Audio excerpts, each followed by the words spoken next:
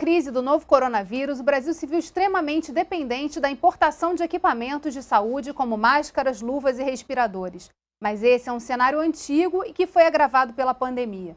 Diante disso, alguns especialistas apostam no fortalecimento do complexo econômico industrial da saúde, um conceito que, segundo eles, seria capaz de cumprir um papel importante no enfrentamento à Covid-19, além de reduzir as desigualdades na área da saúde. Para entender mais sobre o setor e o potencial de produção de produtos e insumos médicos no estado do Rio, vem com a gente no Rio em Foco, que começa agora.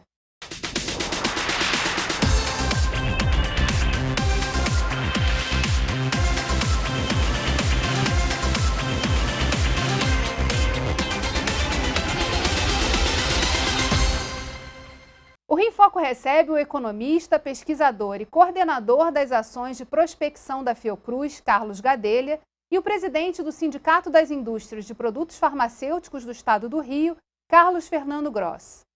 Olá, tudo bem? Tudo bem, prazer estar aqui.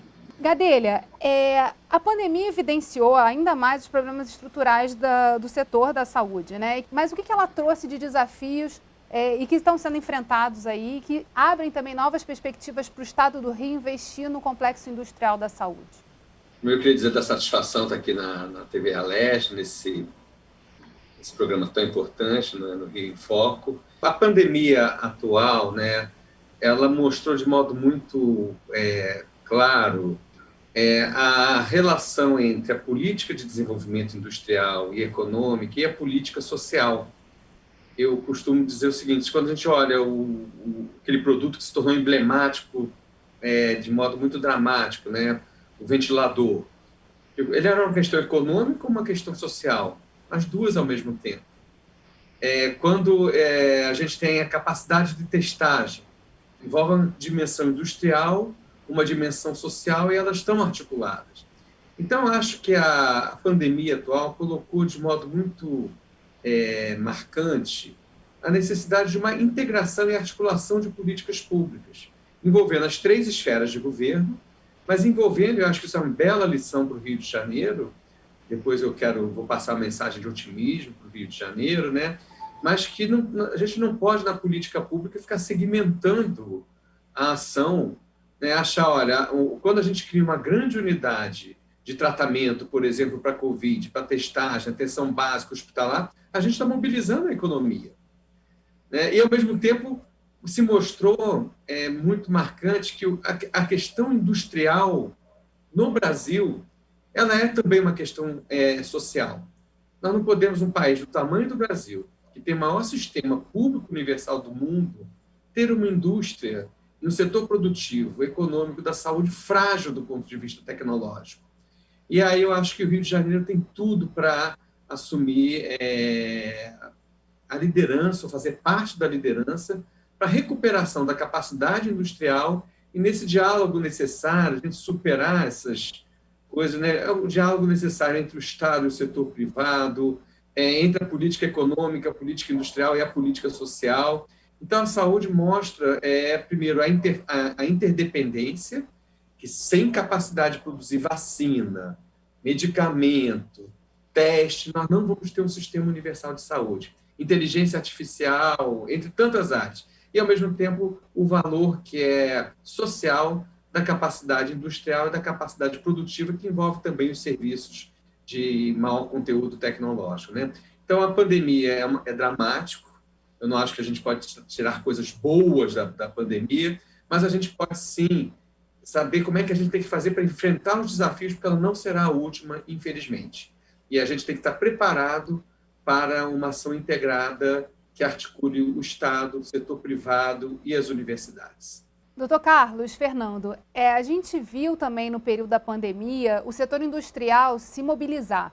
Muito do que a gente dependia, principalmente na questão de máscaras, equipamentos médicos, houve uma mudança aí na própria linha de produção para atender essa demanda e um processo também de formação e informação para que isso pudesse acontecer. Sem contar com a questão regulatória que teve que ser mexida às pressas e muito rápido para também permitir, por exemplo, a produção de álcool 70, a comercialização, que era algo que estava ali na frente. Eu queria que o senhor falasse um pouquinho sobre esse processo, quer dizer, o quanto também esse momento de pandemia tem sido uma plataforma para testes e demonstrações do potencial da indústria de responder às demandas e aos desafios que a pandemia impõe. Difícil que essa pandemia nos apanhou, a nós e o mundo inteiro, numa contramão enorme. Né? Produção de máscaras. Obviamente, a produção de máscaras nacional era incapaz de atender 50, 60 milhões de máscaras a toda hora. Mas houve uma produção artesanal de máscaras de pessoas, de família, pessoas que venderam máscara a preço de custo, que se mobilizou. Mas não é bem esse o ponto. O ponto é que a nação tem que se mobilizar. E o governo, ou os governos, ou as entidades públicas, ou as entidades privadas têm que entender que o povo é em primeiro lugar. Eu estou aqui sentado no Laboratório Gross, onde eu tenho 300 funcionários. A indústria farmacêutica brasileira não perdeu venda, né, nessa pandemia, quando vários setores ficaram inviabilizados, o comércio, a área de serviços, muito tipo de indústria. A farmacêutica tem essa vantagem. Quando a crise é grande, nós temos uma pequena queda. Também quando há exuberância na economia, a gente sobe pouco. Mas a não perda de faturamento, de recursos, mantém os empregos, mantém a produção e mantém as empresas. A indústria farmacêutica brasileira é poderosa e bem instalada. Vou mencionar um fato que estranha. A maior empresa de pesquisa do mundo é o Laboratório Roche, na Suíça. É a maior empresa farmacêutica em investimentos em pesquisa do mundo. Tem uma fábrica aqui no estado de Jacarepaguá, no Rio de Janeiro, moderníssima, investimentos enormes. Essa fábrica anunciou há um ano atrás que vai ser fechada. Eles preferem fabricar onde é mais barato do que manter uma estrutura do porte que eles têm. Pergunto eu ao presidente dessa empresa, o que a sua empresa pretende fazer com esse parque moderno? Não sabemos, vamos fechar. Eles vão fechar uma fábrica enorme, poderosa, é a maior fábrica farmacêutica do país. Vai ser fechada e eles vão, hoje, abandonar um pouco o varejo de medicamentos, vão desenvolver alta tecnologia e pesquisa. Assustador, que a indústria farmacêutica mundial será internacional na sua produção e no seu desenvolvimento. Essa é uma questão muito interessante e, na verdade, importante de trazer à TV Alerj, discutir, que é justamente o papel da saúde e desse complexo industrial no desenvolvimento econômico do Estado do Rio. A gente tem aqui reunidos muitos laboratórios, centros de pesquisa, instituições de referência, como o próprio Dr. Carlos Gadelha trouxe, né? A Fiocruz é um desses centros de referência e uma das instituições mais admiradas e respeitadas desse país, e aproveitar esse potencial, quer dizer, sair dos silos, né, e começar a discutir a saúde como algo que pode avançar, fazer avançar o Estado, recuperar, ser mais um potencial para a recuperação da crise econômica é um papel importante, né? O desenvolvimento da vacina, por exemplo, que é uma coisa de tecnologia complicada, de preceitos muito precisos, estão desenvolvendo uma nos Estados Unidos, outra na Inglaterra, na Rússia, na China e mais uma. Quer dizer, para estruturar o desenvolvimento dessas vacinas, algumas estão ligadas à Fiocruz, outras ligadas ao sistema Butantan em São Paulo, mas é uma coisa muito restrita, porque a tecnologia é muito importante, o investimento é vultoso, os resultados são duvidosos, até acertar é difícil. O Rio de Janeiro só tem a Fiocruz para fazer isso, aliada a empresas multinacionais. Pegando um pouco a ideia, né, de quando a gente pensa da saúde, além da indústria farmacêutica, que é uma das mais dinâmicas e inovadoras, a gente tem todo um sistema produtivo, né? Por exemplo, até pouco tempo atrás, a indústria de vacinas era outra coisa. Hoje, a indústria de vacinas, a indústria farmacêutica, se pegar a AstraZeneca, é uma grande líder farmacêutica. A Pfizer é uma grande... A gente já... Houve uma convergência. Isso está acontecendo na saúde como um todo. Você pega uma empresa de equipamentos, ela está investindo em inteligência artificial na atenção primária. Então, a gente teve, na verdade, um sistema produtivo, e isso que eu queria marcar aqui, que responde por 9% do PIB brasileiro. A gente não está falando de pequenas coisas. A gente está falando assim, dos sistemas produtivos mais dinâmicos do futuro. Havia um assessor, o chefe da assessoria econômica do presidente Obama, lá atrás, que falava, olha, um economista que não entende da saúde não vai entender metade do PIB mais dinâmico do futuro. Então, até numa estratégia do Estado, né, a gente pensar em desenvolver um sistema produtivo da saúde que integre serviços, produção de medicamentos, vacina, teste, inteligência artificial, Big Data, ou seja, todas essas áreas da quarta revolução tecnológica, a saúde é líder. E, ao mesmo tempo, olha só, em termos de emprego, eu vi, Carlos, né, assim, a saúde, desde que começou a crise, 2014, 2015, o complexo da saúde aumentou o emprego, na contramão de todo o sistema. Como ele falou, na crise, o investimento em saúde não pode reduzir, ele tem que aumentar. E isso, os dados, olha, eu dava o dado até semana passada que a saúde empregava 6,6 milhões de pessoas. O dado de hoje é 8,2. Olha só, no meio de uma crise, aumenta 20% o emprego na saúde. Se eu pegar emprego direto e indireto, são 15 milhões. Ou seja, a saúde representa 15, 20% da população ocupada hoje no país. Então, eu digo, a gente não está falando de pequenas coisas, né? A gente está falando de um grande sistema produtivo, e eu acho que essa política de procurar um caminho para o nosso Estado, um caminho para o nosso país, passa por um sistema produtivo e de inovação na saúde. Sobre isso a gente vai continuar conversando no próximo bloco. Você não sai daí. Rio em Foco aqui, política e economia caminham juntas.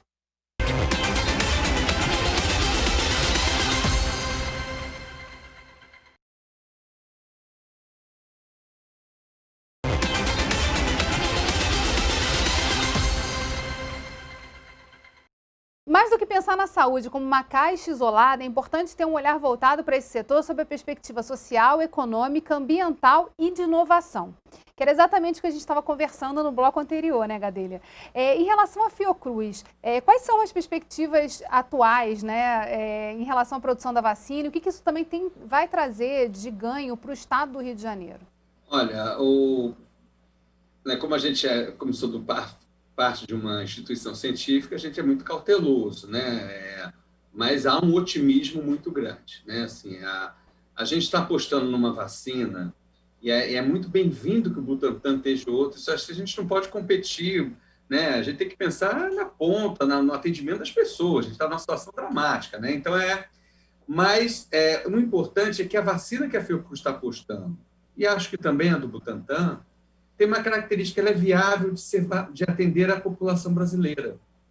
Não é uma vacina que tem, só para dar uma ideia, é 10% do valor da vacina mais cara que está sendo, e que exige uma cadeia de frio de menos 70 graus, né, que foi lançada agora pela Pfizer. A vacina da Fiocruz ela vai poder entrar na maré, ela vai poder entrar na população vulnerável brasileira, ela vai poder ser guardada numa geladeira simples, vai poder chegar no interior do Amazonas, e com um grau de proteção e de confiança muito elevado, né? Então, eu digo, há uma visão muito otimista, mas aí a boa notícia que eu tenho, o Rio de Janeiro, nessa visão já de futuro, e numa articulação virtuosa da Fiocruz com o Ministério, setor privado, o maior investimento em biotecnologia e em saúde na América Latina será feito no nosso estado, numa planta de produção de vacina em Santa Cruz, e aí articulando uma cadeia de fornecedores privados, né? E de parcerias, né? Aliás, acabamos de lançar um biofármaco para doença crônica em parceria com o setor privado, né? Para terminar essa bobagem, tem que estar junto numa ação em que construa-se convergências possíveis, né? Então, hoje, a maior aposta brasileira de biotecnologia que vai pegar vacina, teste, produtos para câncer, né, produtos para doenças crônicas, que hoje são biológicos caríssimos. Um tratamento de câncer muitas vezes chega a 1 milhão por ano. É inacessível, inclusive, para a classe média. É uma questão de direito humano mesmo. É inaceitável. Se no avião a gente pode ter 8 classes sociais, cada uma numa cadeira que tem maior espaço, Na saúde, é inaceitável que um cidadão tenha direito a viver 10 anos a mais do que o outro, porque tem acesso à vacina e o outro não tem. Isso não dá. Mas qual é o jogo disso aqui? Qual é a mágica? Que isso cria, ao mesmo tempo, oportunidade de investimento privado, gera emprego, gera... Né? Então, e aí eu acho que a gente tinha que fazer um esforço muito grande para recuperar os investimentos que o Rio perdeu. O Rio ele caiu a participação, inclusive no setor farmacêutico, que ele tinha no país, ele ainda continua tendo uma participação importante. A Fiocruz hoje, né, ela é a primeira empresa do ponto de vista instituição produtiva na área da biotecnologia em parceria com o setor privado, mas eu acho que tem que haver uma sinalização. E aí, eu digo, a gente tem alguns ouros. Tem o mercado público, que é o maior sistema público do mundo. Está na Constituição, o mercado faz parte do patrimônio brasileiro. Eu só queria cumprir a Constituição, nada de ilegalidade. Vamos cumprir a Constituição. Está lá no nosso... E vamos começar a utilizar nossas vantagens, o potencial que o Rio de Janeiro tem de ciência e de conhecimento.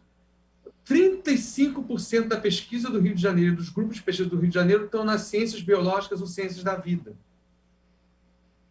produzindo paper e gerando riqueza fora. Então, eu acho que o Rio tem uma possibilidade muito grande nesse contexto, onde a saúde tem que ser vista como investimento e não como despesa e desperdício. E nessa questão é uma pergunta, na verdade, para os dois. Como é que a gente coloca esses ativos, que são ativos importantíssimos e que colocam também o Rio de Janeiro na frente, né, em termos de potencial nessa área da saúde? Como é que a gente coloca esses ativos para trabalhar a nosso favor? O que está faltando aí nesse meio de caminho para que essas pontas se unam e consigam avançar, na opinião dos senhores? Que a poeira baixe. Essa pandemia revelou que estamos todos juntos. E a vacina era um exemplo disso. Né? O Brasil também, a gente também tem que ter... nós temos um dos programas de imunização mais avançados do mundo. A gente dá de 10 nos Estados Unidos. A China não tem nada parecido. Isso foi construído desde os anos 70. A gente consegue vacinar uma pessoa no interior dos Solimões, no interior da comunidade mais carente do Rio de Janeiro, e com a mesma vacina que uma pessoa de classe alta. Né? E isto assim, é um sistema que envolve milhares de pessoas, de postos de saúde, treinamento como se dá, a vacina, toda a logística, seringas. Isso é um verdadeiro sistema produtivo que nós estamos preparados. Né? Assim, isso não, e aí é uma coisa que eu acho que é importante. Eu costumo dizer de forma mais... Nós estamos no jogo da vacina porque nós nunca saímos do jogo. Né? Na área industrial e tecnológica, você não destrói num dia. Assim, um dia é mais barato produzir banana e soja. Aí eu produzo banana e soja. Dia seguinte eu preciso do ventilador e começo a produzir. Não é assim. Que envolve conhecimento, envolve tecnologia. Eu vou dar um exemplo aqui, pegando na área privada. Eu estive visitando, quando trabalhei no desenvolvimento regional, eu sempre trabalhei na área econômica ligada ao social. Né? Eu visitei a empresa Lemgruber, né, aqui na Serra, né, que era um produtor. A empresa da Malásia jogou o preço lá para baixo, fechou a Lemgruber. Era uma empresa de luvas, hoje valeria ouro essa empresa. Ela continua trabalhando. Continua trabalhando? Maravilha, maravilha, maravilha. Então, mas, ou seja, ela tinha uma dificuldade extrema frente à competição com a Malásia. Hoje a Malásia está fechando a empresa porque usava trabalho escravo. Não tinha regra de sustentabilidade ambiental. Não tinha, ou seja, então se olhou aquele investimento. Estou pegando um exemplo da Lemgruber como se fosse um desperdício. Eu digo, a própria cabeça dos órgãos de controle. Eu acho que a pandemia mostrou isso. Eu dá vontade de perguntar, e agora? Está barato comprar ventilador? Porque houve uma especulação no mercado que o preço quadruplicou. Máscara, EPI, está barato? Então, eu acho que um ativo intangível que olha, produzir faz bem. E olha que outra coisa, os escândalos, alguns pertinentes, outros impertinentes, não vou entrar nisso, mas todos os escândalos envolvendo corrupção na área de ventiladores, entre outras, foi com produtos importados. Então, também não é verdade que tem um DNA brasileiro de corrupção. Produzir no país não é corrupção, é necessidade. E o mal feito, a corrupção tem que ser punida. Então, eu acho que essa pandemia ela deixa muitas lições de como a gente pode recuperar uma estratégia de desenvolvimento em que articule o Estado, o setor privado e que a produção, eu insisto, a produção seja a prioridade. O Rio não é um balneário. O Rio não é um balneário. É até um lugar muito bom de se viver. Adoro o meu estado, adoro a minha cidade. Mas podemos estar no centro de uma sociedade do conhecimento e com atividade industrial muito nobre, como toda a área da saúde possui. A gente vai continuar falando sobre isso no próximo bloco. Não saia daí e nem você daí. Rio em Foco aqui, política e economia caminham juntas.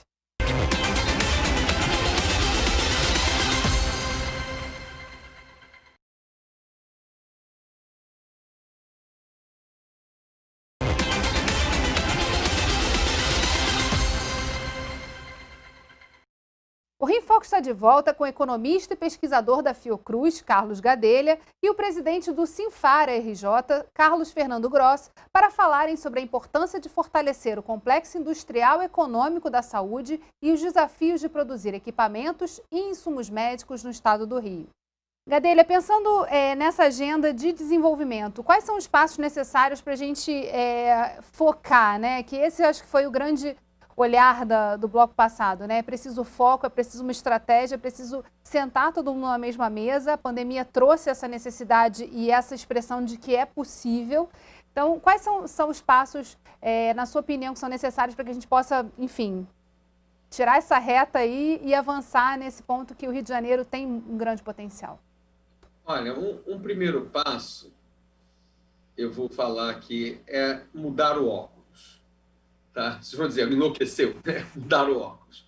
Mas é a gente começar a olhar o gasto social, o gasto em saúde como oportunidade de investimento. Mas também fazer isso. Olha, só para te dar um dado, o Brasil hoje importa, se eu for colocar transferência de tecnologia, pagamento de royalties, 20 bilhões de dólares. Isto equivale a um orçamento inteiro do Ministério da Saúde. Um orçamento inteiro do Ministério da Saúde está gerando riqueza fora do Brasil. Isso é inaceitável. E gerando vulnerabilidade. Há uma questão aqui de soberania mesmo. É muito claro na pandemia que quem não teve capacidade produtiva não é soberano para ter uma política de saúde para cuidar da vida das pessoas. Né? Assim, a vida, né? O direito à vida. Né? Então, acho que a primeira coisa é a gente dizer, olha, isto é investimento, mas tornar isto investimento para gerar emprego, renda no nosso estado e no nosso país. Porque se for só o Brasil como mercado consumidor, isto gera consumo, mas não gera desenvolvimento. Tá? Uma segunda coisa é continuidade de política. Eu vou dizer, olha, quem produziu o ventilador no meio da crise, quem é que garante que no ano que vem não vai ter um dumping e quem investir em ventilador vai fechar as portas? Então tem que ter horizonte de longo prazo. Né? E aí o Estado tem que se modernizar, tem que dar segurança não apenas para o setor privado, que precisa, mas para o gestor público honesto e inovador, para que ele use a caneta, para que, por exemplo, faça contratos plurianuais, tem uma bela agenda. Se você investir em ventilador, eu faço um contrato de 5 anos. Eu não te deixo, desculpa a palavra, com o mico na mão no ano que vem, porque o empresário não vai. Acho que o Grover vai concordar comigo completamente com isso. Né? Então, e aí eu acho que a gente tem um pouco essa visão, então, de que saúde, o bem-estar e o desenvolvimento econômico podem andar de mãos juntas. E eu acho que, assim, lá na ponta, o que a gente está pensando, eu acho que aí a Alerj tem essa sensibilidade, tem que ter essa sensibilidade, é o eleitor, não é? É no bem-estar da população. Está demonstrado que capacidade industrial, tecnologia e ciência são fatores vitais para a vida. Está demonstrado, está demonstrado. E o Rio de Janeiro, digo, não vamos perder a oportunidade. Não vamos ficar com a leviandade de dizer que aqui é só um ambiente. É muito importante o turismo, toda atividade, mas a gente tem uma capacidade única. Né? É o estado que tem bolsas de pesquisa, só perde para São Paulo, grupos de pesquisa. Temos o ouro na nossa mão. Vai na COP, vai na Fiocruz. Os investimentos que estão saindo do Rio, eu vou até propor aqui para o Carlos Grover, vamos atrás deles. Por duas coisas. Vamos dizer, aqui vai ter horizonte. Segundo, quem produzir no país vai ter vantagens em relação a quem não produzir no país. Isso, para mim, tem que ser claro. tá? Quem não gerar emprego, renda, investimento, ajudar o nosso país a sair da crise, não deve ter nenhum tipo de benefício. Mas quem ajudar, eu acho que a gente pode, inclusive, fazer arranjos inteligentes, por exemplo, que garanta mercados a longo prazo com menores preços. A indústria topa. Na saúde, toda a minha trajetória mostrou isso. Se você dá estabilidade de longo prazo, eu consigo, inclusive, reduzir os preços. Eu saio dessa... Então, enfim, a saúde é uma grande oportunidade para o desenvolvimento do nosso Estado e do nosso país, mas o cavalo está passando. Hoje em dia, os Estados Unidos está fazendo isso, a Alemanha está fazendo isso, a China está fazendo isso. A gente não pode perder este bonde e essa oportunidade histórica que a gente tem.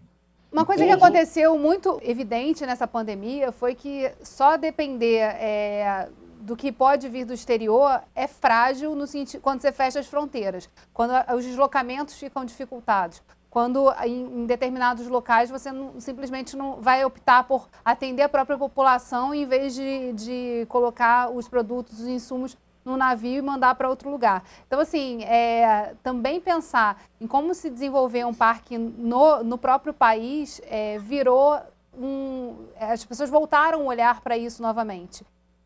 O próprio estado do Rio de Janeiro, né? Quer dizer, como é que a gente pode colocar os ativos para trabalhar aqui dentro do nosso território e pensar em como as próprias empresas podem consumir dos seus vizinhos, que estão mais próximos e logisticamente muito mais fáceis de serem acessados. Essa questão das fronteiras, elas se voltam, acho que nesse início de século XXI na dor aí, a serem consideradas, sim, como uma possibilidade de construção de algo que a internet viabiliza, que a tecnologia chegue e seja compartilhada muito rápido, mas a construção e a produção disso pode ficar por aqui, não precisa ir para outros lugares ou se deslocar para outros locais. Até por conta desse olhar também do desenvolvimento sustentável, né? Muito mais fácil você estar produzindo próximo e podendo consumir de algo que está aqui ao lado. E a gente tem essa capacidade, né? O rio não é uma coisa que vai ter que tirar do chão e fazer novamente. Está tudo por aqui,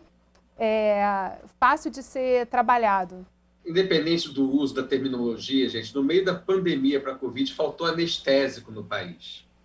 Esse é um problema Mas eu concordo que a gente tem que... Não é a gente ser anti a globalização, mas digo, até para cooperar, a gente tem que ter capacidade produtiva.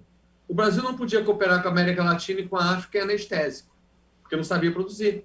Mas pôde cooperar, a Fiocruz teve uma cooperação decisiva com a África na vacina para a febre amarela, há cerca de 2 anos atrás, evitando uma epidemia na África.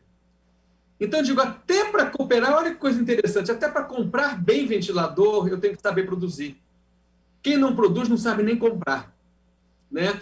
Então, eu digo, é quase como um movimento produtivista. Temos que produzir, temos que gerar emprego, renda, e para atender a nossa população. E aí eu acho que estamos juntos mesmo, né? E aí eu só quero dizer, o gestor público, gente, corre muito risco. O processo de vacina para a Fiocruz foi o primeiro processo nacional de encomenda tecnológica, assinada pela presidente da Fiocruz, Nízia Trindade Lima. Toda a responsabilidade em uma caneta. De correr o risco, e a gente sabe, o gestor inovador, quem não é honesto não sofre tanto. Mas quem é honesto, é inovador, né? Eu já trabalhei 10 anos inovando, fazendo 100 parcerias com o setor privado para desenvolver tecnologia no Brasil.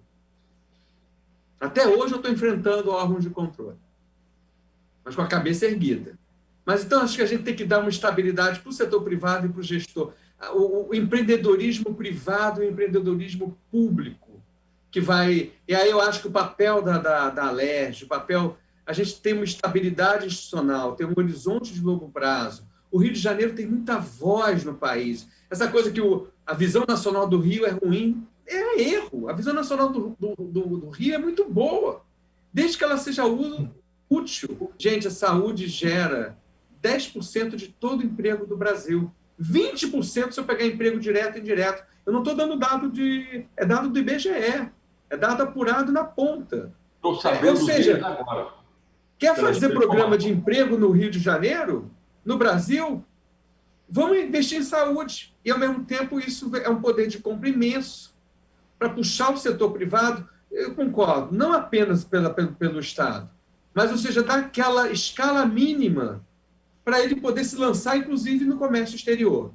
Então, é um pouco isso. Eu acho que a gente está falando de algo muito importante, que, no fundo, é repensar um novo tipo de desenvolvimento.